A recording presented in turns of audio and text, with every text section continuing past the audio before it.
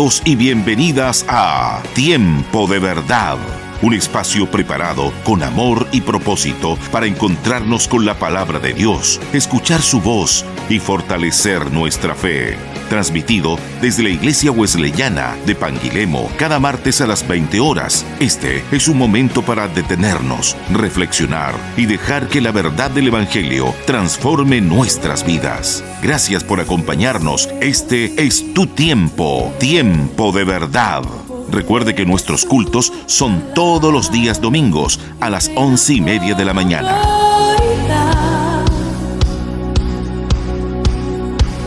Dios, que a los vientos le obedecen, una palabra es suficiente para los muertos levantar. Muy buenas noches tengan todos, queridos hermanos, amigos, familia, conocidos, amistades que puedan estar escuchando este programa del día de hoy. Gracias al Señor que nos permite estar nuevamente en este espacio que tiene nuestra congregación, un espacio para compartir acerca de la palabra de nuestro Dios por este medio de Facebook. También luego los videos ya una vez grabados también se suben a la plataforma de YouTube, ahí para que también nos pueda estar buscando. Les animamos, les instamos a cada uno de los que ya puedan estar conectados a avisar también a los demás hermanos, ahí al grupo de WhatsApp, ahí a cualquier contacto conocido. Mira, le invitamos a escuchar palabra del Señor en el programa que tiene nuestra congregación, donde somos edificados, donde aprendemos acerca de lo que el Señor tiene para nuestras vidas. Aquí estoy hoy junto a mi hermano Cristian, mi dupla de trabajo para estos programas. Hermano Cristian, ¿cómo se encuentran? Muy bien, gracias al señor hermano Luis. Aquí estamos nuevamente para realizar este programa que creo, hermanos, que va a ser de mucha bendición, así como lo han sido cada uno de los programas que se ha dado los martes anteriores, porque son de exaltación a un Dios vivo, al Dios al cual servimos cada día. El tema que vamos a ver hoy va a ser un tema muy especial, muy gratificante, muy importante, porque nos habla de nuestro Señor Jesucristo, de lo que significa nuestro Señor Jesucristo en nuestra vida y el hecho de por qué necesitamos a este Salvador. Ahí lo estaremos viendo. Confiamos en el Señor de que Él nos va a guiar en todo lo que estamos haciendo en esta noche.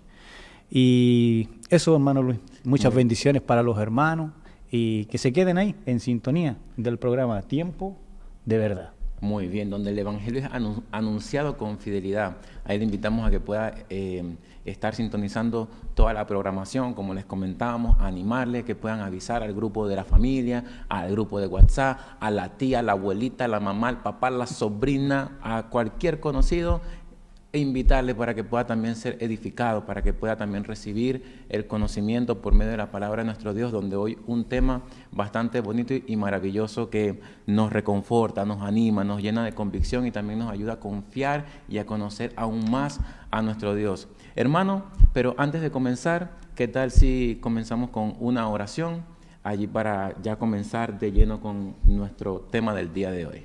Amén. Vamos a la presencia del Señor. Amantísimo Dios Todopoderoso, en esta noche te damos gracias por la oportunidad maravillosa que usted nos da, Señor, de poder estar detrás de estos micrófonos con el propósito, Señor, de entregar tu palabra.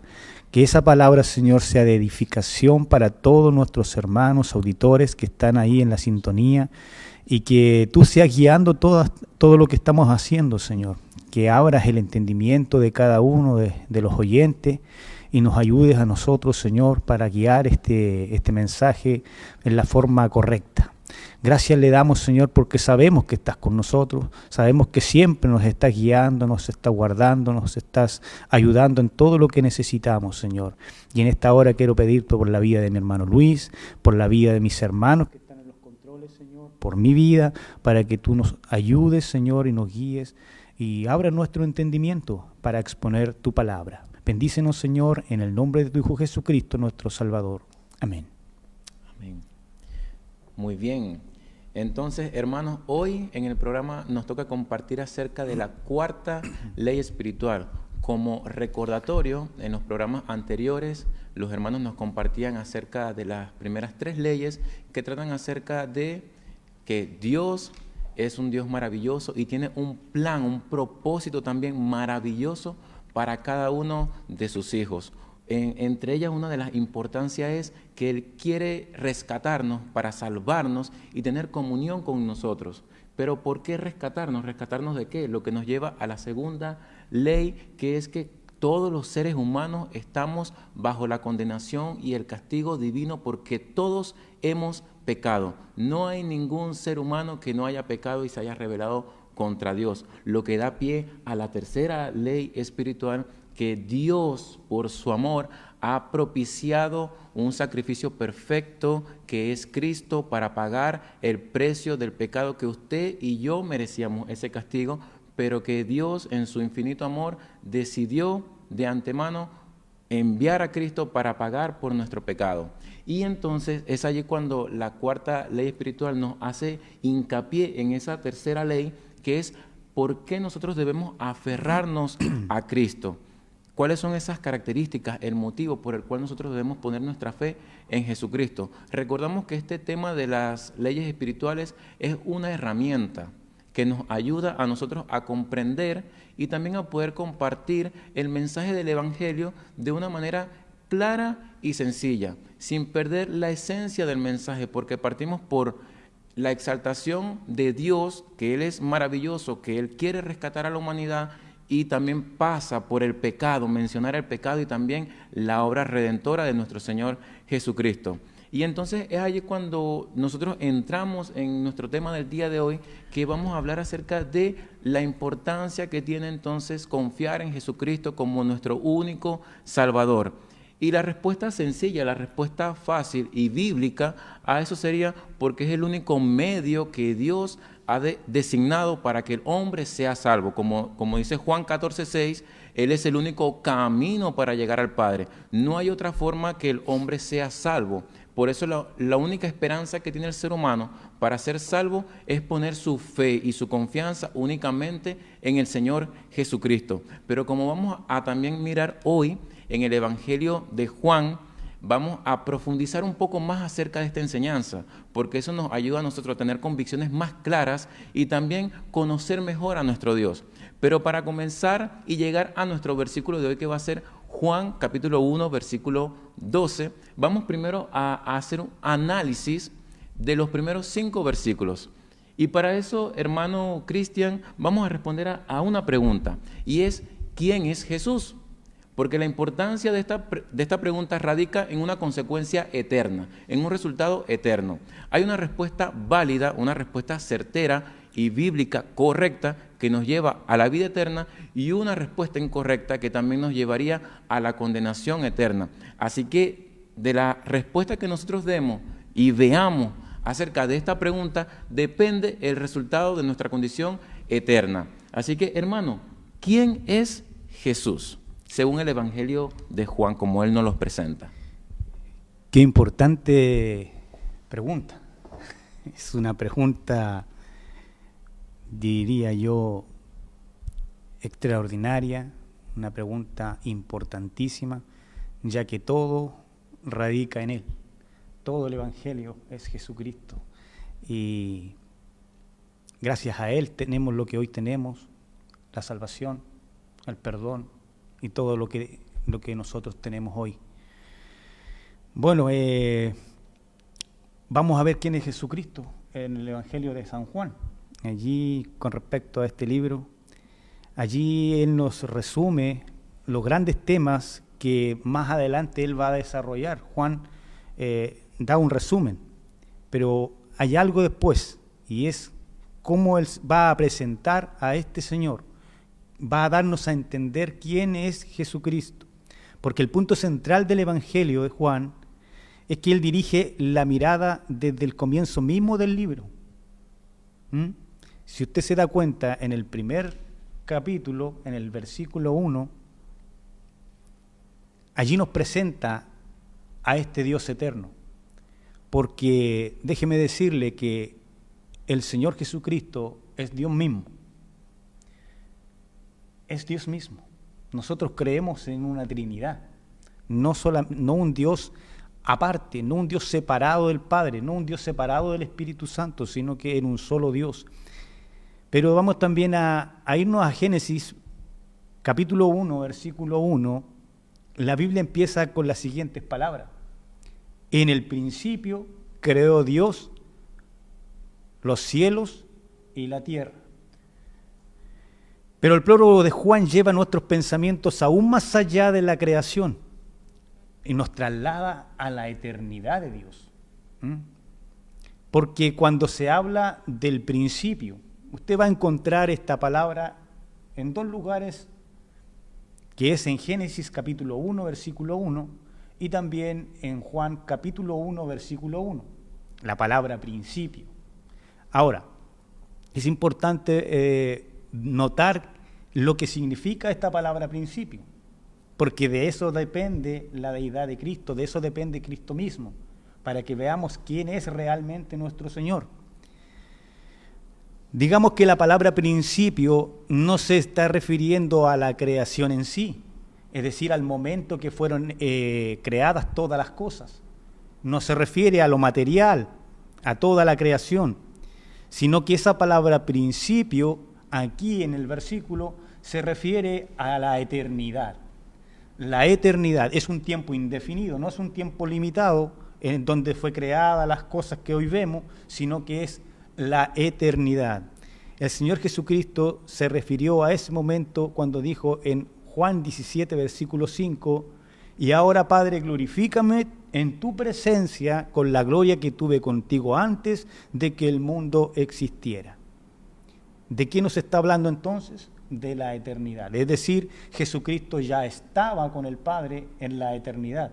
No es que Él se hizo después, sino que Él estaba ya en la eternidad junto al Padre, hermano. Totalmente. Y así es como comienza precisamente Juan 1.1, que dice, en el principio ya existía el verbo, y que ahí podemos ver una primera característica, y es la eternidad de Jesús, que Juan no utiliza esta comparación de Génesis 1.1 como él comienza también su evangelio, que es en el principio. Él apunta claramente a la creación directamente, haciendo referencia a de que a quien él les va a presentar, de quien él les va a hablar, es un ser eterno, que ya estaba desde el principio, un ser eterno. Vemos la segunda sección del versículo que dice, ya existía el verbo. En el principio ya existía el verbo. Y aquí Juan utiliza el término griego que es logos, que es traducido como verbo o palabra, para referirse al Señor Jesucristo. Y es que este término griego de logos era muy utilizado en la filosofía griega de la época. Con él se referían tanto a la palabra hablada como también a la escrita, como a aquella que no se ha pronunciado y que también permanecía en la mente. Podía equipararse a la idea de la razón, es decir, un pensamiento con razonar. Y para muchos de ellos, los griegos, el logos apuntaba hacia el principio de racionalidad en el universo, a la inteligencia detrás del orden y la uniformidad que se observaba en el cosmos, aunque carente de personalidad. ¿Qué quiere decir esto? Para los griegos, el término logos hacía referencia al verbo, la palabra hablada o escrita, pero que también ellos lo utilizaban para referirse al Creador. El que había creado lo que vemos, ellos lo denominaban el logos, pero para ellos carecía de personalidad. Era simplemente una acción, algo que dio origen a todo, mas no conocían quién era ni definían su personalidad, sino que para ellos era algo falto de razonamiento y no tenía para ellos un sentido de conocimiento. Y es ahí donde vemos lo interesante del por qué Juan utiliza esta palabra y este término para referirse al Señor Jesucristo, porque su audiencia iba a ser judía, pero también iban a estar entre ellos creyentes griegos de la iglesia primitiva. Y él no tomó esta palabra del logos para empezar a definir, a describir al Señor Jesucristo de una forma aleatoria, no, sino que la escoge precisamente quizás para enseñarles a ellos miren, ese verbo, ese logos que ustedes piensan que fue el motor que dio inicio a todas las cosas, tiene nombre y apellido, y es el Señor Jesucristo. Y Él lo comienza a explicar de una vez en el comienzo, en el principio de su Evangelio. Y esto es algo maravilloso, porque ¿qué le está diciendo a ellos, a su audiencia? Miren, en el principio eterno ya existía el verbo, el logos, el Dios creador estaba desde el principio porque es eterno y no tuvo un comienzo, sino que Él existía desde la eternidad, antes de que todo fuera creado, porque nuestro concepto de tiempo empieza en la creación. Antes de la creación no había tiempo, por lo tanto ellos son eternos, no tienen tiempo y siempre han existido. Nosotros, la tierra, toda la creación tuvo un inicio. Sin embargo, Dios es eterno. Él siempre ha sido, siempre ha estado. Y para comenzar, el evangelista nos explica esto, de que quien ha creado el universo y lo rige es una persona divina, el Señor Jesucristo. Además, va a utilizar el término para enseñarnos que de la misma forma que la palabra o el discurso de un hombre nos da a conocer sus pensamientos, de la misma manera, el verbo nos declara la mente de Dios. Solo Cristo podría declararnos con toda precisión y exactitud y profundidad la mente de Dios. ¿Pero por qué? Porque Él mismo lo dijo en Mateo capítulo 11, versículo 27. Mi Padre me ha entregado todas las cosas. Nadie conoce al Hijo sino al Padre.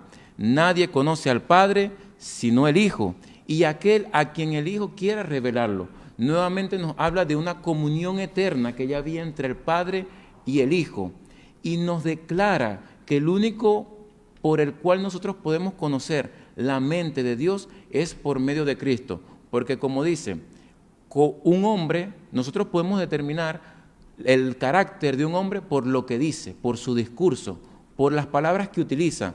De la misma forma, la única manera que nosotros tenemos para conocer al Padre es por medio del Hijo. No hay otra forma. Y es en este sentido que el autor de Hebreos también nos dice que Cristo es la revelación definitiva de Dios. En Hebreos capítulo 1, versos 1 y 2, que dice: Dios, que muchas veces y de varias maneras habló a nuestros antepasados en otras épocas por medio de los profetas, en estos días finales nos ha hablado por medio de su Hijo. A este lo designó heredero de todo y por medio de él hizo el universo. Así es, hermano Luis. Entonces podemos ver aquí, hermanos, que en el principio ya existía el verbo, como decía nuestro hermano, y esto es importante, que se nos quede bien grabado a todos los auditores que están ahí, a nuestros hermanos, de que el Señor Jesucristo es un ser eterno, es un Dios eterno. No es alguien que fue creado en un tiempo, sino que Él ha permanecido siempre y por todas las edades, por todos los siglos de los siglos, de eternidad hasta el fin de la eternidad. El Señor siempre ha existido. Por eso nos dice que en el principio Él ya existía. Y este es un detalle importante que Juan nos hace notar. Ya existía. No dice llegó a existir. Cuando nosotros decimos que alguien llega a existir, quiere decir que tuvo un comienzo, Un inicio. que tuvo un inicio. Pero no es eso lo que Juan está diciéndonos acá. Él nos está diciendo de que Él ya existía en la eternidad. Él, a diferencia de nosotros, que somos personas creadas, nosotros tuvimos un comienzo, pero no tenemos un final. Pero Él no tuvo un comienzo, ni tampoco tiene un final. Entonces Él es un Dios eterno. Juan más adelante, allí en Juan capítulo 1, 14, nos habla de su encarnación. Este utiliza un término muy diferente. Dice, y el verbo se hizo carne. O sea, ¿cómo? O sea, ¿Él nació en María? ¿Se formó allí? No, el Señor ya existía en la eternidad. Entonces podemos resumir diciendo que Cristo era Dios desde y por toda la eternidad, pero llegó a ser un hombre en un momento concreto de nuestra historia. El Señor nació de una mujer, como cada uno de nosotros nacimos un día, pero no fue que ahí se formó Jesucristo, no fue que ahí comenzó Cristo. Cristo ya estaba en la eternidad, junto al Padre. Por esta razón el Señor Jesucristo puede afirmar ante la incredulidad de los judíos en Juan 8:58, cuando dice de la siguiente manera: les aseguro que antes de que Abraham fuese o naciese, yo soy. Qué impresionante aquello para los judíos, porque su incredulidad, como que no podían entender esto, ya que él les decía que él era antes de Abraham. Pero si tú tienes 30 años, ¿cómo vas a ser antes que Abraham? Pero lo que ellos no entendían es que el Señor estaba hablando de su eternidad, de que Él era un Dios que desde el principio y hasta el principio. Veamos entonces la frase, y el verbo estaba con Dios, que aparece ahí en Juan capítulo 1. La expresión estaba con nos da a entender o denota que aún siendo igual en esencia, porque ahí tenemos que dar a conocer a nuestros hermanos que nosotros no adoramos tres dioses, como muchos piensan y muchos nos juzgan creyendo de que adoramos tres dioses. La Iglesia de Cristo, nosotros como creyentes no adoramos tres dioses, no creemos en tres dioses, creemos en un solo Dios que subsiste en tres personas distintas, coiguales, coeternas, pero son tres personas en un solo Dios, Padre, Hijo y Espíritu Santo. Por eso aquí hace la distinción de personas, porque permite la comunión y el amor mutuo dentro de la Trinidad. Y eso es importante, ya que hoy en día está siendo muy atacado también eso. Entonces nosotros queremos hacer la distinción de que hay tres personas dentro de la Trinidad y Jesucristo es una de ellas. La Biblia, bueno, aquí en este momento continúa mi hermano con esta frase. En lo que usted nos explicaba hace un momento acerca de que el verbo se encarnó, era precisamente algo muy chocante para los griegos, porque como les comentaba hace un momento, ellos pensaban de que el logos era carente de personalidad. Y cuando Juan toma esta palabra para explicarles de que Cristo es Dios desde el principio, de que Él fue el agente creador de todas las cosas, de todo lo que existe, de que Él fue el primer motor que dio pie a toda la creación. Y dice, ese verbo, ese Dios se encarnó. Eso para ellos era como que, ¿qué está diciendo Juan? Porque como el Dios eterno se encarnó, eso para ellos era algo que era ilógico, exactamente. No era algo que ellos pudieran razonar, porque volaba totalmente sus expectativas, sus pensamientos, y los hacía estar como en esa pregunta, pero ¿qué quiere decir eso? Y es precisamente a donde Juan los quiere llevar y nos quiere llevar a todo el que lee su evangelio, de mirar a Cristo, el Dios eterno, como Él se encarnó. Y precisamente hablando acerca de la Trinidad, la Biblia nos enseña que Dios es un Dios de amor. No es que Él tenga amor, sino que Él en su esencia es amor. Dios es amor.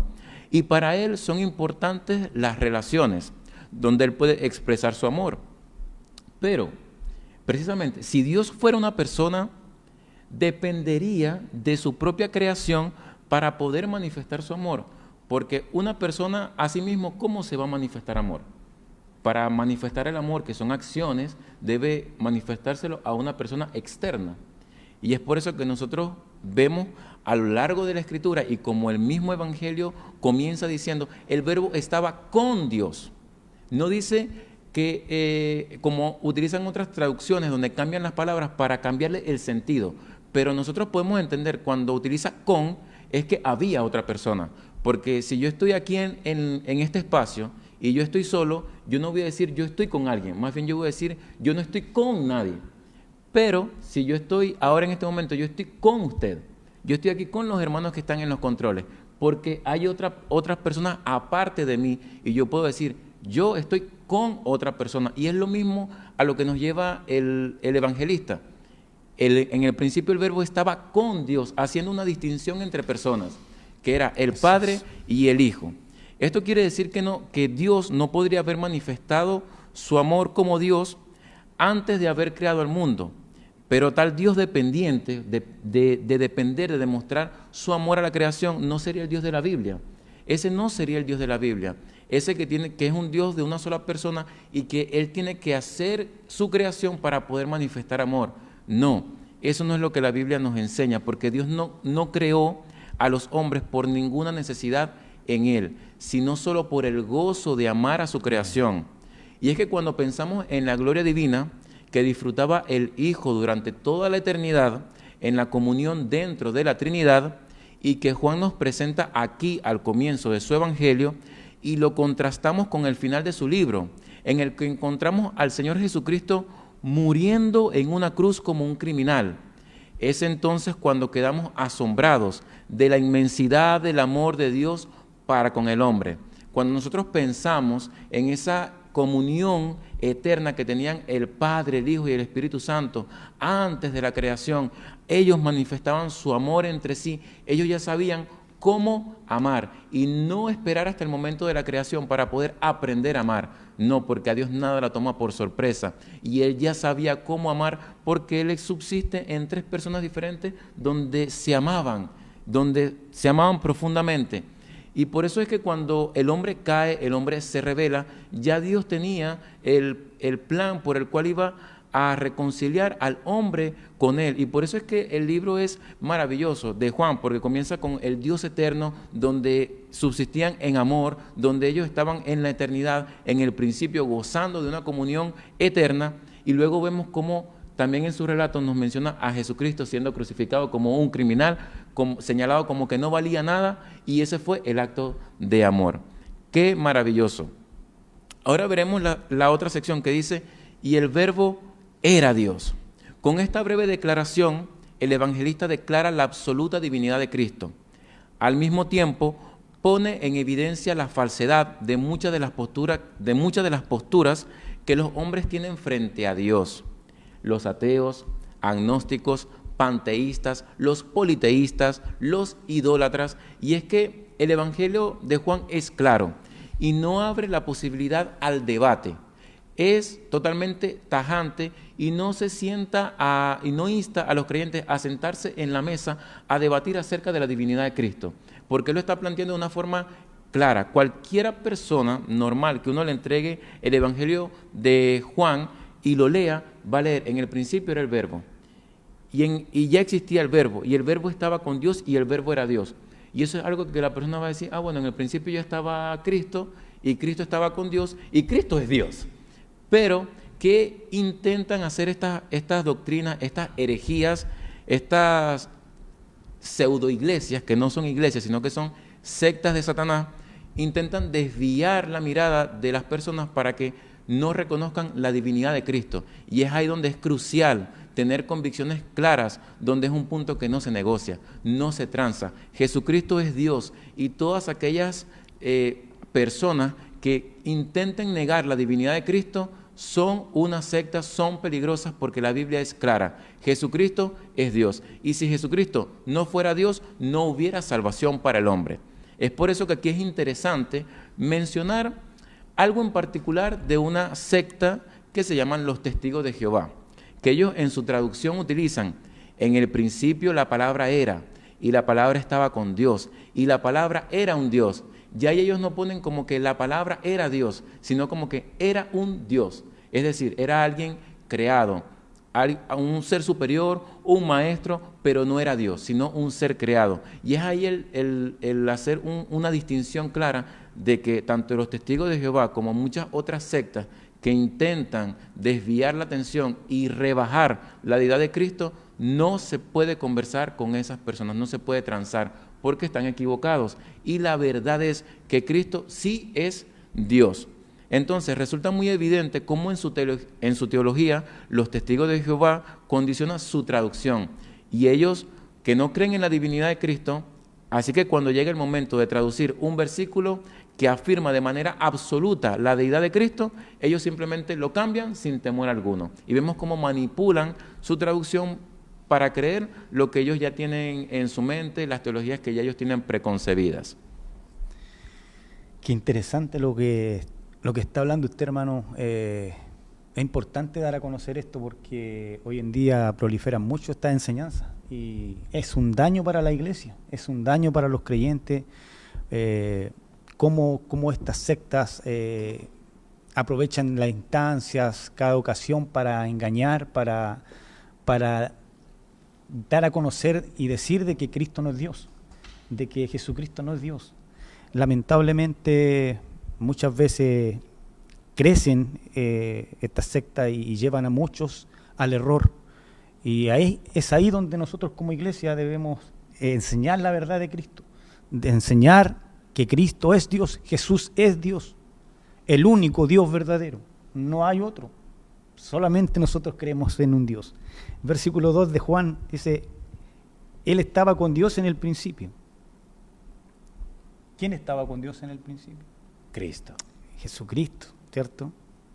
Aquí vemos que nunca el Padre estuvo solo. ¿O estuvo solo el Padre? No, el Padre siempre estuvo con su Hijo. Siempre estaban, como decía el hermano anteriormente, en una íntima comunión. Nunca habían separado.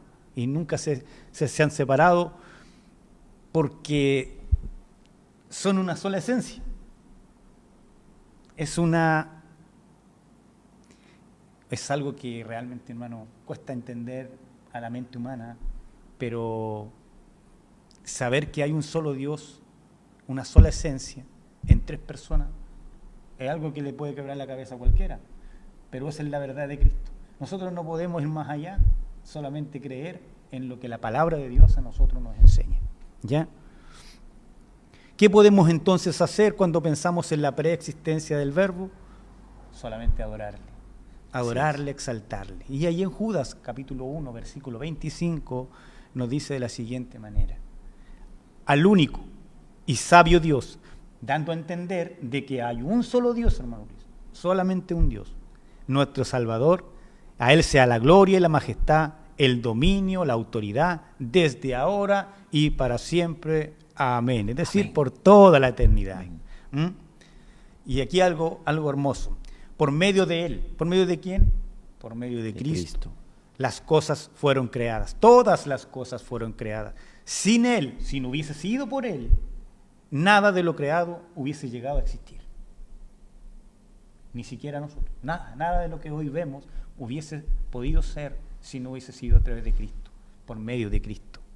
Cuando dice todas las cosas, abarca la totalidad de la materia y de la existencia. Todo lo creado, todo lo que nuestros ojos pueden ver, fue creado por medio de Él y para Él, para la gloria de Dios.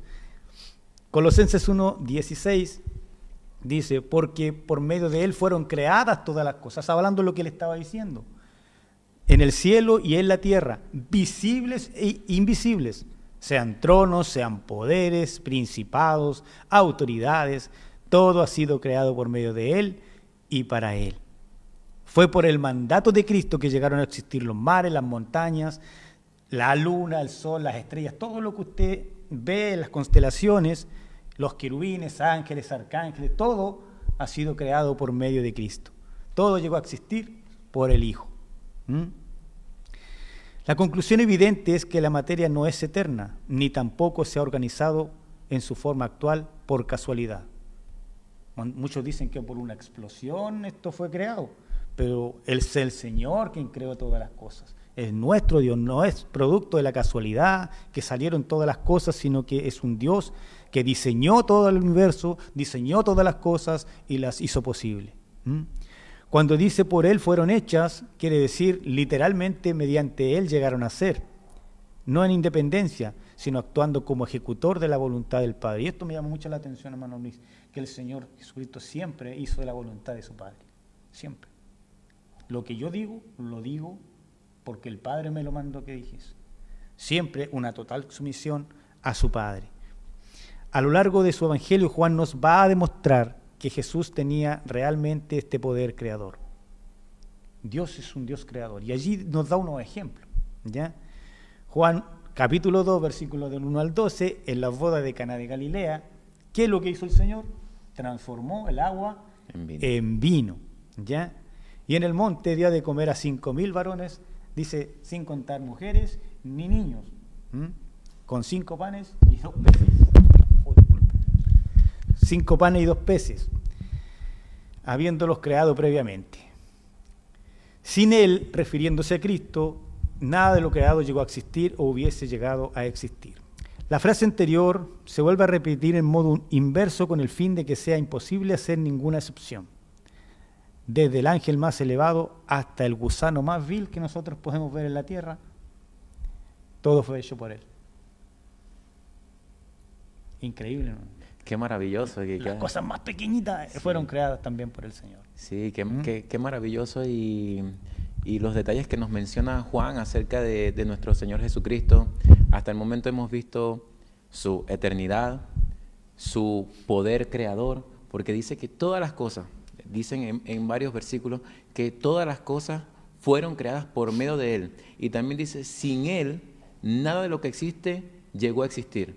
O sea, todo pasó por manos de Cristo. Todo fue creado por Él. Es decir, ahí Juan está presentando al Dios eterno, su deidad, su divinidad, su poder creador de hacer todo, hasta de la luna, el sol, las montañas, las nubes, las estrellas, las galaxias, el mundo entero, la tierra, los árboles, usted y yo también somos detalles de la creación de Dios. Y dice que desde lo más mínimo, desde la bacteria más chica, más mínima, eso lo creó el Señor y nada fue creado por casualidad. Y esto contrasta también la posición que tienen algunas personas que se dicen ser cristianas, pero que no creen que Cristo haya sido el creador. Y por eso el Evangelio de Juan tiene tanta riqueza, una profundidad tan grande, de que nosotros vemos simplemente en este pasaje tantos detalles que Juan nos está mencionando acerca de la persona que él va a presentar en su Evangelio, y solamente en los primeros 5 versículos. Y es por eso la importancia, porque cuántas veces no hemos pasado por, el Evangelio de Juan, y leemos Juan, pero no prestamos atención a los detalles, porque él está mencionando detalle a detalle, como que fuéramos a un museo y encontráramos diferentes esculturas, y Juan nos pasara, mira, esta escultura, este detalle lo hizo el Señor, y va y pasa a la otra escultura, y este detalle, este más mínimo detalle lo hizo el Señor, y así va pasando Juan a cada uno de sus lectores, por cada uno de los detalles, mencionando de que todo es por medio de nuestro Señor Jesucristo. Y continuando con el versículo número 4 dice, en Él estaba la vida, y la vida era la luz de la humanidad. Y Juan no está utilizando aquí una palabra que simplemente denote la vida en sí misma, como no es sencillamente algo que esté vivo, en contraste con los ídolos muertos. O sea, no solamente está hablando de que Cristo es el único Dios vivo, porque Mahoma muerto, María muerta, José muerto, Krishna muerto, Buda muerto, y cada uno, la lista no para de todos los ídolos que en la humanidad existen, y todos y cada uno de ellos están muertos. El único que consta con evidencias empíricas es Cristo. Jesucristo es el único que resucitó. Entonces, Él no únicamente está hablando acerca de que Él vivió y que resucitó, sino que va aún más allá. Y lo que está denotando es que Cristo es la fuente de toda la vida. No se trata únicamente de la bios, de la forma de vida, sino del principio mismo o esencia de la vida. La muerte, tanto a nivel físico como espiritual, es la separación de la vida. Adán y Eva murieron porque decidieron rebelarse contra Dios, pero por medio de la fe en Cristo, el hombre puede ser reconciliado nuevamente con Dios y volver a disfrutar de la vida. Es decir, todos los hombres que están en rebelión contra Dios, que no están en Cristo, ¿en qué condición se encuentran? Muertos espiritualmente, su vista está cegada, y no es únicamente hasta que conocen a Cristo que realmente pueden tener vida, porque mire qué curioso, la Biblia nos declara de que todas aquellas personas, como nosotros solemos escuchar que las personas del mundo dicen, no, la vida es una sola, hay que vivirla, hay que disfrutarla, y eso es simplemente para dar rienda suelta a los deseos pecaminosos de la carne y no someter su vida al orden y las leyes que Dios ha determinado para nuestra vida. ¿Y qué dicen ellos? No, que la vida como que no tiene sentido, simplemente hay que vivirla y disfrutarla, pero no son conscientes, o más bien son conscientes, pero no quieren prestar atención a eso, y es que esta vida es solamente un lapso de tiempo. en algunos es más corta, un poco más larga, pero todos llegaremos al mismo fin, que es la muerte. Pero ¿qué hay más allá? Porque nos espera un resultado eterno, bien sea para vida eterna con Cristo, para los que están en Cristo, o una condenación eterna para los que están sin Cristo. Y es ahí donde Juan está llevando nuestra atención, de que Cristo es el autor de la vida. Él es la vida en sí misma y Él es la fuente de vida. Es decir, querido oyente, no hay otra forma de vivir realmente la vida abundante, la vida cristiana, la vida para la gloria de Dios fuera de Cristo. No lo hay. No hay otra manera de tener una vida que glorifique al Señor si no es por medio de Jesucristo. Únicamente por medio de Cristo es que nosotros podemos vivir realmente para la gloria de Dios siguiendo su consejo.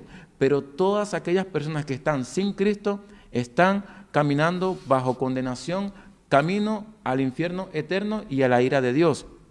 Mire lo que dice Jesús en Juan 3, 36. Dice: el que cree en el Hijo tiene vida eterna, pero el que desobedece al Hijo no sabrá lo que es esa vida, sino que permanecerá bajo el castigo de Dios. Fíjese que ahí está haciendo una declaración contundente. El que está sin Cristo, el que rehúsa a Cristo, el que desobedece a Cristo, el que decide rebelarse contra Cristo, está bajo el castigo de Dios. Pero ¿cuál es el maravilloso regalo? Que aquellos que están en Cristo hemos recibido la vida eterna como un regalo. Entonces podemos decir que la vida es la necesidad fundamental de todo hombre. Y por lo tanto, todo hombre necesita a Cristo, que es la vida. Todos nosotros los seres humanos necesitamos a Cristo para poder vivir realmente. No podemos pensar o quedarnos con el pensamiento de que estando lejos de Dios, viviendo para mis gustos, para mis deleites, para mis deseos carnales, porque lo disfruto, yo ahí voy a estar bien. No, hay algo más allá, una vida eterna que nos espera, y es Cristo el medio para llegar allá. El Evangelio ilustra esta verdad recordándonos el momento en que Cristo resucitó a Lázaro de entre los muertos. Antes de este momento, Jesús se presentó de la siguiente manera. En Juan 11:25, yo soy la resurrección y la vida. El que cree en mí vivirá aunque muera. Y esa es una promesa maravillosa. Jesús está diciendo, Él se está presentando a sí mismo como la fuente de vida, y que el que cree en Él, el que se aferra a Él, a sus promesas, a sus palabras, a sus enseñanzas, aunque muera físicamente, en su reino vivirá eternamente. Amén. Y eso es algo glorioso, maravilloso. Y dice también el versículo 4, y la luz, el versículo 5 de Juan, esta luz resplandece en las tinieblas y las tinieblas no han podido extinguirla. Y la vida era la luz de los hombres. El Verbo, Cristo, es la luz que ilumina a los hombres para la salvación. Es Él quien trae la salvación. Él es quien irrumpe en nuestra vida para darnos vida espiritual. Y esa vida también nos lleva a Génesis, cuando vemos que Dios crea al hombre, que lo está formando en el barro. ¿Qué dice? Que Él sopla en el hombre aliento de vida. ¡Wow! ¡Qué asombroso! El hombre necesita la luz de Cristo, ya que por sí mismo, por sus esfuerzos, sus conocimientos, nunca podrá llegar a conocer a Dios. No hay forma de que el hombre por sus medios pueda conocer a Dios. Es Cristo, que es la revelación suprema de Dios. Por medio de Él es que podemos conocer el propósito de Dios. El uso que Juan hace de la luz para designar al Verbo es sin duda muy apropiado, porque la luz es necesaria para ver y conocer. La luz es pura y además no se puede contaminar.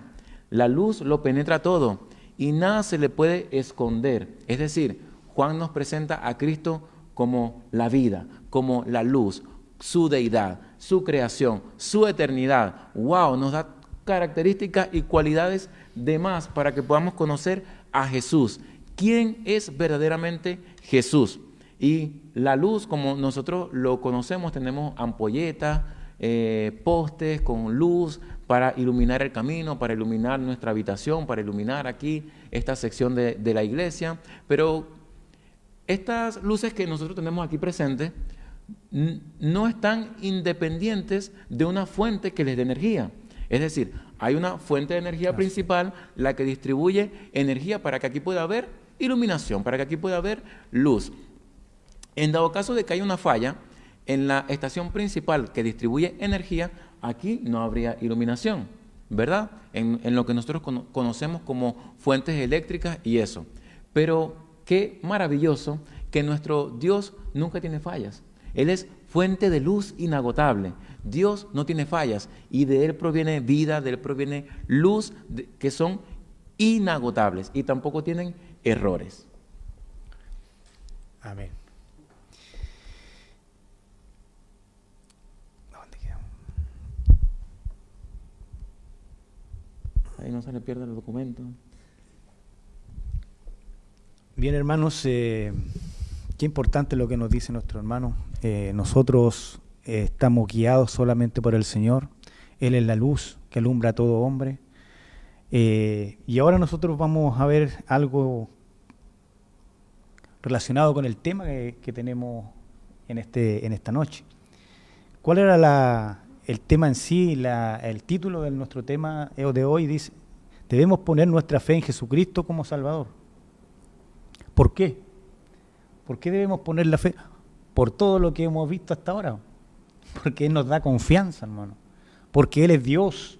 Porque Él es eterno. Porque Él es luz. Por eso nuestra confianza. Porque Él es el creador de todas las cosas. Porque Él es eterno. Porque podemos depositar nuestra confianza en Él. Porque Él no cambia. Es el que está en todo lugar. Son innumerables las características de nuestro Dios. Debemos poner nuestra confianza y nuestra fe en Jesucristo como Salvador. ¿Por qué razón? Porque la Biblia lo enseña. ¿Qué nos dice la Biblia? Que Él es el único camino al Padre, como lo dice allí en Juan 14:6. Jesús le dijo: yo soy el camino y la verdad y la vida. Nadie viene al Padre sino por mí. ¿Cómo podemos llegar al Padre si no es a través de Cristo? Allí lo dice el Señor. Además también es el único camino o medio por el cual recibimos el perdón de nuestros pecados y la salvación eterna. No podemos pensar de que en otra persona, como las personas, como los maestros que nombraba nuestro hermano, que en ellos podemos poner nuestra fe, que en ellos podemos confiar, porque están muertos. Y el único que está vivo y que su tumba está vacía es Jesucristo, dando a entender de que el único que resucitó es Cristo. Los demás, usted va a ver las tumbas, allí están los huesos de aquellos, pero el Señor resucitó. Y esa es nuestra confianza. Él es el único capaz de perdonar nuestros pecados y darnos salvación eterna. La fe salvadora no es un simple sentimiento intelectual, sino una confianza absoluta en Cristo. Cuando venimos a Cristo debemos poner toda nuestra confianza en Él, rendir nuestra vida, reconocerle, rendirlos totalmente a nuestro Dios. Es un compromiso personal con Él y con la obra que Él llevó a cabo allí en la cruz del Calvario. Una obra redentora perfecta, el Cordero inmolado, dando su vida en rescate por aquellos que Él había escogido. Veremos algunas razones y el significado de depositar nuestra fe en Jesucristo. Vamos a dar algunas razones, hermano Luis, del por qué debemos poner nuestra fe en el Hijo de Dios. ¿Ya? Y la primera razón es la necesidad que tiene la raza humana de un Salvador. ¿Por qué tiene una necesidad? Porque recuerde que el hombre estaba perdido en sus delitos y pecados. En la caída, allí en el huerto, el hombre quedó enemistado con Dios, una enemistad. Ya no había una relación como lo había con Adán y Eva, producto del pecado. Todo eso fue distorsionado. Hubo lamentablemente una caída y hubo allí una desorientación, un problema, algo que separaba al hombre de Dios. Esto quiere decir que el pecado del hombre creó una barrera espiritual entre Dios y el hombre. Porque sabemos que Dios es un Dios santo, que aborrece el pecado. Y Él tenía el pecado que cayó a Adán, que cayó a Eva, los separó, porque Dios no puede estar ahí producto del pecado. Hay siempre algo que El Señor no puede estar en el pecado, porque el Señor odia y aborrece el pecado. Debido a esto, el hombre estaba destituido de la gloria de Dios, como le decía, sin ninguna oportunidad de alcanzar salvación. Estaba perdido en sus delitos y pecados. ¿Qué podía haber hecho el hombre por sí mismo para poder salvarse o alcanzar salvación? Absolutamente nada. Por sí mismo el hombre es incapaz de salvarse. El hombre es incapaz de hacer algo bueno. Y por el hecho de estar en esa condición, estaba incapacitado para salvarse por sí mismo, ya que jamás el hombre puede buscar y venir a Cristo, puesto que no tiene esa capacidad. Y es por eso que es el Señor quien tiene que hacer una obra regeneradora en el hombre, para que el hombre pueda ver y creer en su palabra, porque de lo contrario no busca a Dios. Allí en Romanos dice, Romanos 3, versículos 11 y 12, no hay quien entienda, no hay quien busque a Dios. Todos se desviaron, a una se hicieron inútiles. No hay quien haga lo bueno, no hay ni siquiera uno. Por tanto, las buenas obras o toda acción que el hombre pueda realizar, hermano, con el propósito de ganarse el favor de Dios, o toda jactancia de moralidad que exista en los hombres, son totalmente insuficientes para borrar las ofensas contra Dios. Todo lo que el hombre haga para ganarse el favor de Dios es inútil, en otras palabras. A raíz de las consecuencias del pecado, la justicia divina exige el pago del pecado, cuya sentencia espiritual es la muerte eterna. Romanos 6, 23, porque la paga del pecado es la muerte, mas la dádiva de Dios es vida eterna en Cristo Jesús, Señor nuestro. Entonces, ¿por qué debemos poner nuestra fe en Jesús como Salvador? Porque el hombre estaba destituido en sus delitos y pecados, y porque necesitaba a ese Salvador. De lo contrario, tendrá que pagar en el infierno por sus pecados. Así es, y otra de las razones por las cuales nosotros debemos aferrarnos a Cristo es porque Él es la única opción y la única esperanza que tenemos. Es el único medio que Dios propició para que el hombre fuera salvo, ya que aquel sacrificio perfecto hecho por el Hijo de Dios, Jesucristo, al ser completamente Dios y completamente hombre, porque esa es la verdad que nos plantea la Escritura, que Cristo era el único que nos podía representar a Dios delante de los hombres porque era Dios, y representar al hombre delante de Dios porque era hombre.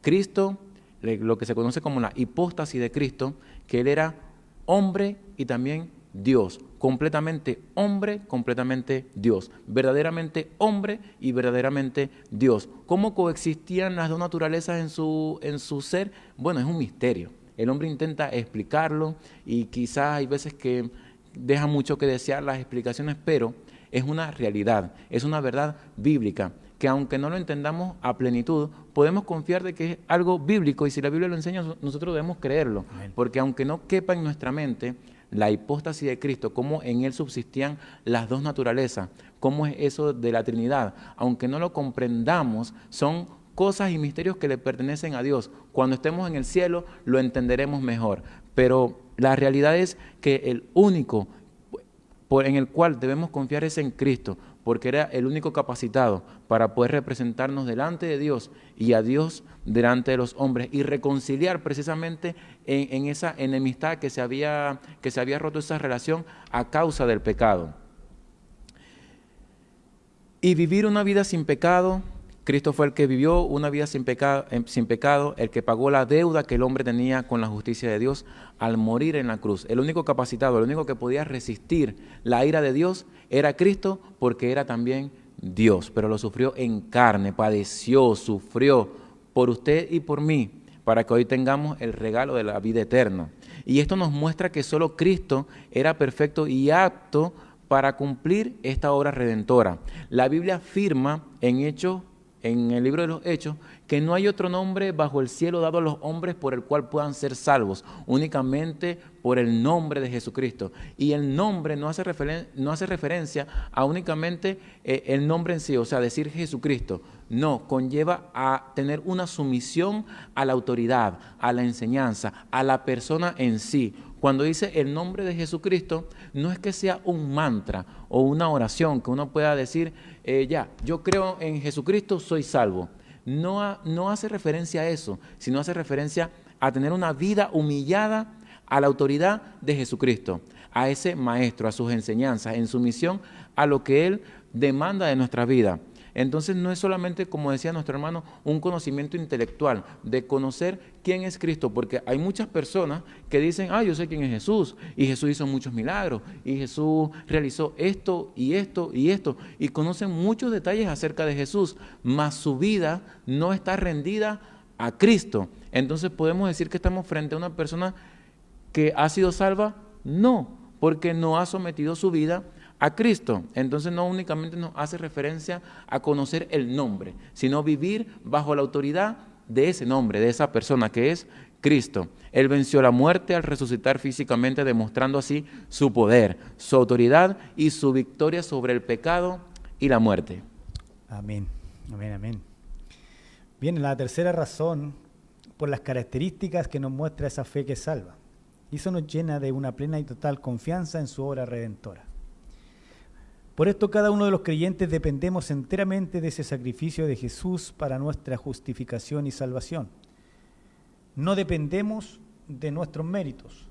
El hombre no depende de los méritos personales para lograr lo antes dicho, para lograr ser justificado y obtener salvación.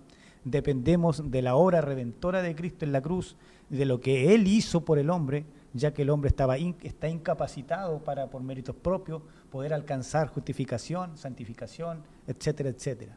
No existe ninguna posibilidad de esa confianza en los méritos personales de cada uno de nosotros, los hombres.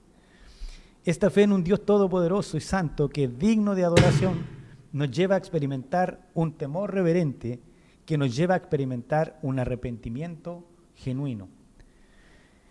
Nos lleva a eso, a experimentar un arrepentimiento genuino, el entender que estamos frente a un Dios todopoderoso, frente a un Dios santo que es digno de toda adoración. Esto significa que la fe bíblica va acompañada de un cambio de mentalidad, y esto es importante, y el abandono voluntario del pecado. Cuando nosotros somos regenerados, venimos a Cristo, allí hay un cambio en la vida, debe haber un cambio en la vida del cristiano, del creyente, y eso nos lleva a abandonar voluntariamente el pecado, a alejarnos de todo aquello que Dios odia, y debemos amar lo que Dios ama, apartarnos de la maldad que producen los creyentes, el reconocer a Cristo como Señor y Salvador de sus vidas. Le rendimos honor, le rendimos gloria y alabanza. Esto significa que el creyente se somete totalmente a la autoridad y dirección de Cristo, a su señorío, viviendo en obediencia a su perfecta voluntad. Cuarta razón, por los resultados que vemos al poner nuestra fe en Jesús. ¿Cuáles son esos resultados que nosotros vemos al depositar nuestra fe en Jesús? Recibimos perdón y justificación. Dios declara al creyente libre de culpa, es decir, lo declara inocente ante su tribunal. Y no solo eso, sino que también lo justifica al otorgarle e imputarle al creyente la justicia perfecta de Cristo. Esto es un trueque, en otras palabras. Cuando nosotros venimos a Cristo, nuestros pecados son puestos en Él, y Él muere por nuestros pecados y es juzgado allí por nuestros pecados en la cruz, pero Él deposita en nosotros su justicia perfecta. Por eso ahora Dios nos ve justo a nosotros, la justificación por la fe. Le ofrece al creyente la vida eterna. Se le garantiza al creyente tener una relación con Dios ininterrumpida que va más allá de la muerte física. Esto es más allá, cuando estemos en la eternidad con el Señor. El creyente experimenta una transformación en su vida, ya que el Espíritu Santo viene a habitar en él. Ese es el sello que Dios coloca en sus hijos y es una garantía para el día de la redención, para el día de la glorificación. El Señor coloca su sello y nos hace de su propiedad. Por eso, hermanos, es importante entender de que hoy somos de Cristo, estamos en Cristo, y de que no hay nada, como dice el apóstol Pablo, que nos pueda separar del amor de Cristo que es en el Señor. Esto nos impulsa y provoca un deseo genuino por amar a Dios y obedecer a Dios, obedecer su palabra. Y además siente ese deseo de amar también a su prójimo. A eso nos lleva el Señor, precisamente al amor por nuestro prójimo, que son enseñanzas que el Señor nos da, claro que sí.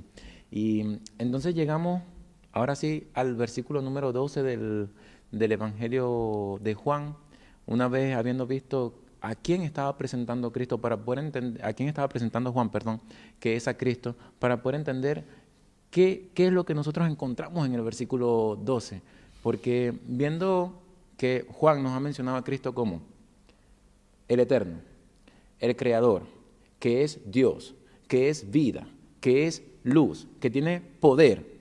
Ahora llegamos al versículo número 12, que dice de la siguiente forma. Hablando acerca de Cristo, dice: mas a cuantos lo recibieron, a los que creen en su nombre, les dio el derecho de ser hijos de Dios. Y aquí empezamos a mirar algunos detalles. Dice: a los suyos vino. ¿Quién vino? Hablando acerca de Cristo, el Verbo encarnado. Vino a los suyos, haciendo referencia al pueblo judío primeramente, porque Cristo en la antigüedad, en el Antiguo Testamento, encontramos la historia de Israel, el pueblo escogido de Dios, Israel, la promesa para el pueblo de Dios, que de allí vendría el Salvador. Jesucristo nace como judío, se cría como judío, estuvo entre los judíos, y a ellos les fue dada la dicha de que el Dios encarnado caminara entre ellos. Él fue a los suyos, estuvo con los judíos, pero ¿qué hicieron ellos? Lo rechazaron. Lo rechazaron, lo crucificaron, pero no fueron todos, porque encontramos ese detalle sutil, de que Él fue a los judíos, la promesa fue a los judíos, Cristo vino a los judíos lo rechazaron, pero no todos, porque dice: a los que creen en su nombre, les dio el derecho. Ahí es donde nosotros vemos una diferencia. Hay parte del pueblo que no cree en Cristo, no es hijo de Dios. Y va a haber otra parte del pueblo que cree en Cristo, y esa es la condición, creer en Cristo para ser hijos de Dios.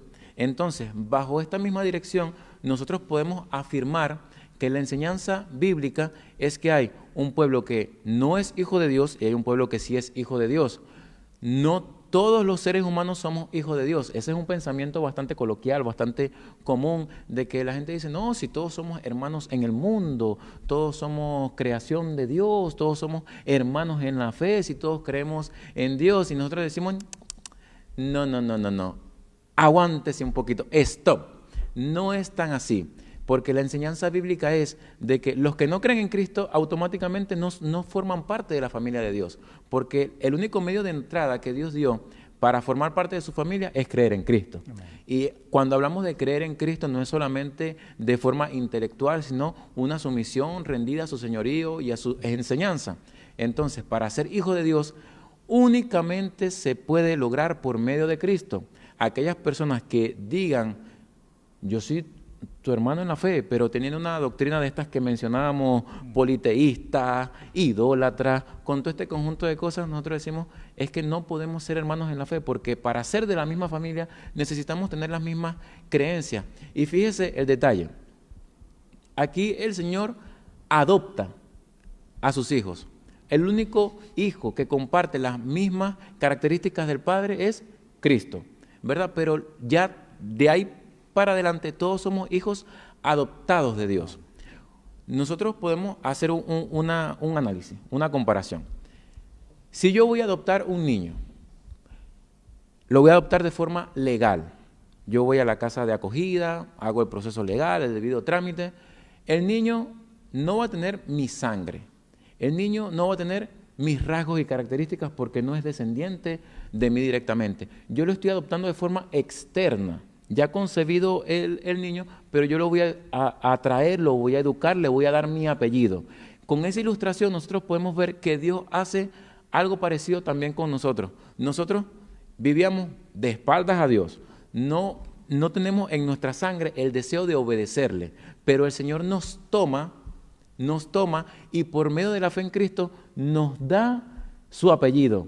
Él nos hace coherederos juntamente con Cristo de todas las bendiciones espirituales. Algo que nosotros merecíamos, no. Cuando nosotros vamos a adoptar, el que va a adoptar es el que quiere tener al hijo, ¿cierto?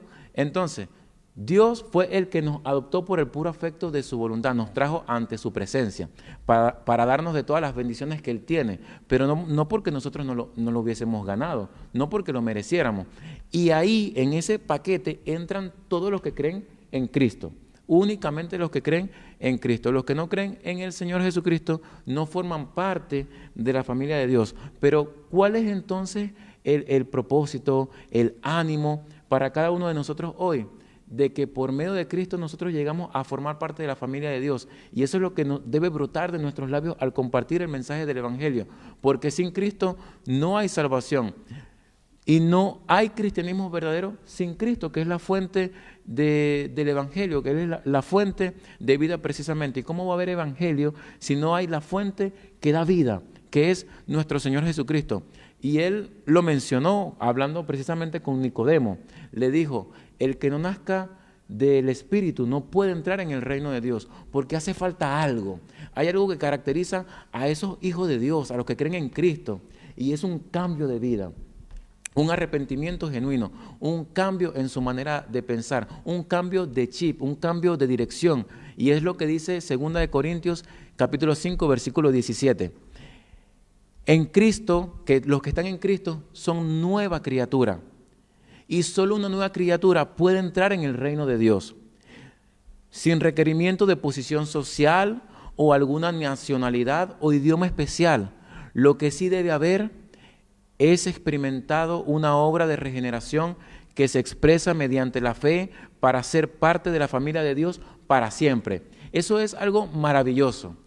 Dios no nos califica a nosotros por posición económica, por posición social, por un idioma en especial. No son esos los requerimientos. Es el arrepentimiento que viene dado por una obra que el mismo Espíritu Santo de Dios obra en nuestra vida por medio de escuchar la palabra del Señor. Y cuando Él nos da vida, regenera nuestro ser, nos da fe para poder creer y abrazar la esperanza que únicamente se encuentra en Cristo. Y Juan 6:35 dice que Jesús es el pan de vida, del cual nosotros debemos comer para saciarnos y conocerle mejor a nuestro Señor.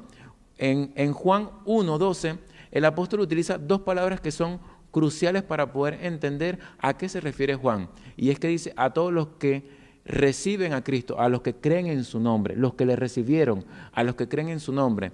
El verbo recibir hace referencia a aferrarse de algo, a tomar algo con esmero, y creer es confiar. Entonces, cuando relacionamos ambas palabras, tenemos como resultado el que se aferra a algo confiadamente. Confiadamente. Eso es lo que está queriendo decir Juan. A los que reciben, a los que creen en su nombre, en Cristo, a aquellos que se aferran a Él, a aquellos que confían en Él. No únicamente aferrarse superficialmente, que te creo, que no te creo, que te tomo, que te dejo, que te creo, que no. No es ese juego intencional de querer y no querer, sino confiadamente. Señor, a ti me aferro, como aquella mujer con el flujo de sangre que se aferró confiadamente al Señor porque conocía ya de Él y fue y se aferró con solamente tocar el manto. Y así debemos hacer nosotros, aferrarnos también a nuestro Señor. Amén. Qué interesante, hermano, el tema que estamos viendo. El versículo 13 dice: no son nacidos por sangre. El nuevo nacimiento no se hereda de una generación a otra. No importa que su padre sea pastor o haya fundado alguna iglesia. Eso está muy común. Está muy común hoy en día de creer que eso es así, de que se hereda del padre a hijo, y lamentablemente es una realidad que se ve mucho en las iglesias. Pero no es así. No es algo que se hereda, sino que es algo que Dios hace por medio de su Espíritu Santo en la vida del hombre. Nuestros esfuerzos no sirven para nada, porque nosotros no podemos cambiar lo que somos por naturaleza. Somos hijos de ira. El hombre no tiene esa capacidad de cambiar esa naturaleza pecaminosa, ya que siempre vamos a buscar el pecado, siempre el hombre va a buscar la maldad, porque es su naturaleza. La carne solo puede producir carne, por lo tanto no hay obra alguna, por más buena que sea, que efectúe la regeneración. Obras como leer la Biblia, asistir regularmente a la iglesia o repetir una oración, no contribuyen en nada a nuestro propio nacimiento espiritual. ¿Por qué? Porque nosotros somos totalmente incapaces de crear vida, de la misma forma en que no contribuimos de nada en nuestro nacimiento físico. Ninguno se hizo a sí mismo. Nosotros cuando nacimos venimos, pero nosotros no nacimos por voluntad propia, sino que alguien nos trajo a la vida. Por lo tanto, el hombre está incapacitado para venir a Cristo, para nacer de nuevo. Esa es una obra regeneradora, como decía nuestro hermano, que el Señor realiza. Es Dios quien abre los ojos del creyente, los abre para que este hombre pueda venir a Cristo en arrepentimiento, a través de la Escritura pueda creer a esa palabra y venir y someterse al señorío de Cristo. De lo contrario, eso es imposible que el hombre por sí mismo venga y busque a Dios. Es Dios quien tiene que obrar en nosotros, a pesar de nosotros, para generar vida espiritual. La regeneración no se produce por nuestra voluntad. Un muerto nada puede producir. Nosotros estábamos muertos y después que Dios nos da vida es que podemos responder de buena forma al mensaje del Evangelio. No antes, sino que Dios primeramente obrando en nosotros para que podamos responder después de buena forma a la palabra que el Señor nos entrega. La regeneración es una obra absoluta de Dios y es indispensable para tener una fe verdadera, hermano Luis. Totalmente, y vemos que esa obra maravillosa que hace Cristo en nuestra vida, como también veía el versículo que habla acerca de, en Mateo, que dice, las puertas del Hades no prevalecerán contra la iglesia. Y cuando nosotros vemos ese pasaje, creo que solemos intercambiar la posición de las posiciones. Pero fíjense en un detalle, cuando nosotros hablamos acerca de puertas, en el contexto medieval de las guerras, en una fortificación de una ciudad, siempre solían resguardar las puertas, porque normalmente cuando iban a atacar tenían que abrir la puerta para entrar con el ejército y acabar con la ciudad. Entonces fortificaban esas puertas. El versículo dice, las puertas del Hades no prevalecerán contra la iglesia, no durarán. Las puertas del Hades no serán más fuertes que la iglesia. ¿A qué hace referencia eso? A que la iglesia, en el poder de Dios, irrumpe, va en contra de las tinieblas, en contra de este mundo hostil que promueve las enseñanzas anticristianas, anti-Dios, y no prevalecerán esas fuerzas malignas contra la iglesia. Un maravilloso consejo que viene para nuestras vidas a llenarnos de ánimo y de gozo, porque tenemos un enemigo que está vencido, tenemos un mundo que está lleno de maldad, pero que sus puertas, las puertas del Hades, no van a prevalecer contra la iglesia. La iglesia siempre que va en el poder de Dios, va y disipa las tinieblas, no porque nosotros seamos luz, sino porque, como comentábamos anteriormente, los que estamos en Cristo, estamos en luz, y Él es fuente de luz que nos da luz a nosotros para poder también compartir acerca de esa luz. Pero qué glorioso el Evangelio que utiliza vasos frágiles, tuberías, cañerías oxidadas, contaminadas, que somos cables inservibles, pero que el Señor nos usa para su gloria, para llevar su mensaje, y que por medio de ese mensaje del Evangelio que quisimos compartir hoy, viendo acerca de todas estas características que nos menciona el inicio, recién vimos el inicio del Evangelio de Juan y vemos esa hermosa profundidad y esas características que nos mencionan acerca de nuestro Señor, y que con Él las tinieblas no vencerán, y que podemos caminar confiados, porque en medio de la maldad, en medio de lo tenebroso del día, de la noche, el Señor ilumina, el Señor irradia luz a su pueblo, irradia luz en medio de las tinieblas, y únicamente debemos confiar en Él. Y ya para finalizar, podemos decir que ser hijos de Dios es la más grandiosa bendición que puede recibir y experimentar el ser humano. Gracias al glorioso sacrificio de Cristo, Dios Padre nos ha bendecido con toda bendición espiritual, siendo la mayor de estas bendiciones el enorme privilegio de ser sus hijos. Amén. ¿Y qué dice Efesios? Que hemos sido adoptados en la familia de Dios por medio de la obra redentora de Cristo. Queremos finalizar con un mensaje de ánimo y de esperanza. No hay mejor vida que vivir para Cristo. No hay mejor forma de vivir la vida abundante, la vida que glorifica al Señor, sin Cristo. No hay forma, querido oyente. Simplemente es seguir a Cristo, mirarle a Él fijamente, no perder nuestra mirada de sus enseñanzas y tener conscientes algo. Es una grandiosa bendición, un maravilloso privilegio y regalo que tenemos los que estamos en Cristo. No debemos verlo como una carga, que muchas veces lo vemos como una carga que es pesada, que es difícil caminar, que es difícil obedecer. Y sí, nosotros vamos a ver que en nuestras limitaciones se nos complican muchas cosas para obedecer al Señor, pero no hay algo más glorioso, algo más grandioso que vivir para Cristo.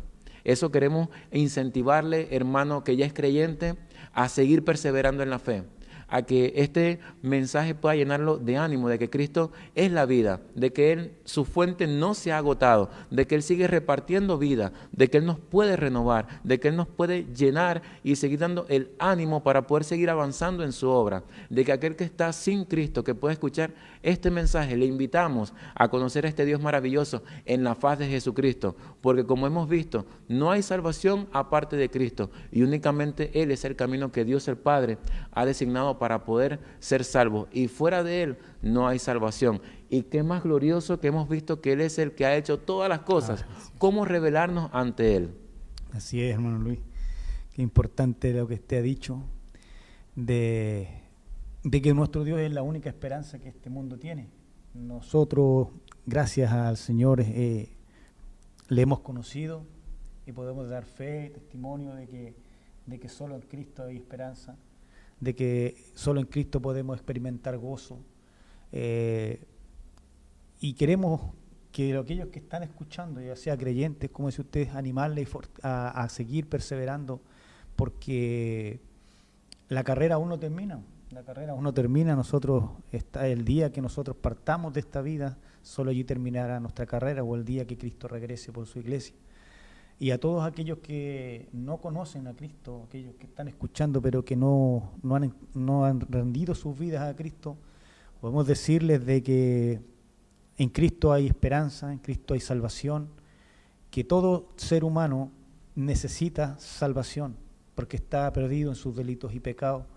Y nosotros desde acá queremos animarle e invitarle a que venga a Cristo, que rinda su vida a Cristo, porque debe recordar de que la vida del hombre no es algo que va a perdurar en el tiempo. La vida humana se acaba.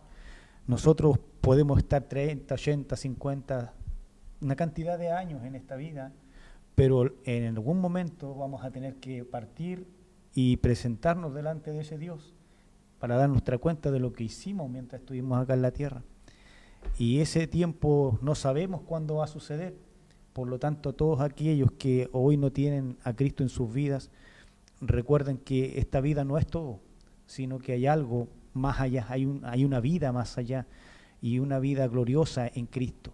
Y es por eso que el Señor a esta hora quiere hacer la invitación para que vengan a Él en arrepentimiento y fe, porque Él es la única esperanza, como hemos visto en el programa. Durante todo el programa es Jesucristo que se está presentando como la única esperanza para el hombre aquí en la tierra, hermano.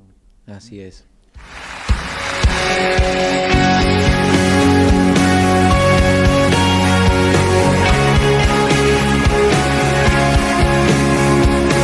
Hemos llegado al final de este encuentro, pero no al final de lo que Dios quiere seguir haciendo en tu vida. Gracias por ser parte de Tiempo de Verdad. Desde la Iglesia Wesleyana de Panguilemo, nos reencontramos, si Dios lo permite, el próximo martes a las 20 horas. Que la paz del Señor te acompañe y que su verdad siga guiando cada uno de tus pasos. Y recuerde que nuestros cultos son todos los días domingos en la Iglesia Wesleyana de Panguilemo a las 11:30 de la mañana. Usted está invitado a oír la palabra de Dios. Hasta la próxima. Con autoridad. Dios que aún los vientos le obedecen.